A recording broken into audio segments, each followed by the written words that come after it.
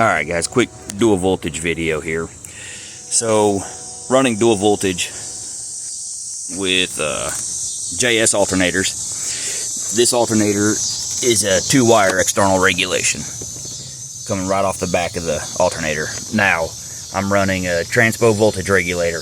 Has 3 screws on it. Positive, negative, field. Positive needs to see voltage from the system it will be controlling. In this case, it's controlling this alternator. So we come directly off the positive stud over to our fuses, and then I tied in an 8-gauge wire right on the bottom of that screw. That 8-gauge wire runs back to that relay, pin 30.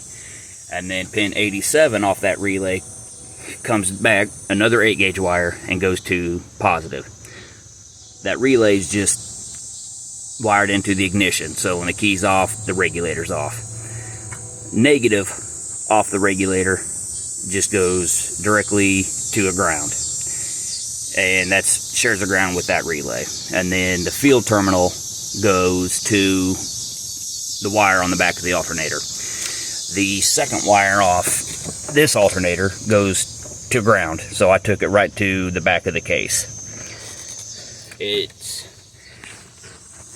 not completely isolated from the vehicle, so the ground points back there work just fine. It is still grounded through here and through here. But I took the ground wires off my batteries in the back and ran them all the way back to the alternator case to eliminate any interference in the frame rail.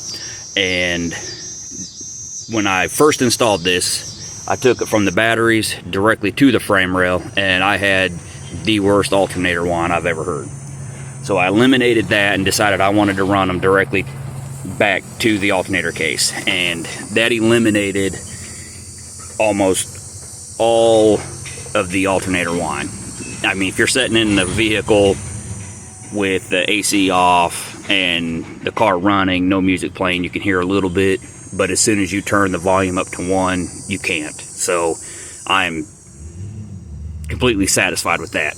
Anyway, I couldn't find much online as far as grounds and, actually what wire needs to go where. So I wanted to make a quick video, show you guys, and I hope this helps, man. And right here is the potentiometer off the transpo regulator, and that is the voltmeter coming off of the 4 excess power D1400s that I have in the back that alternator is dedicated to.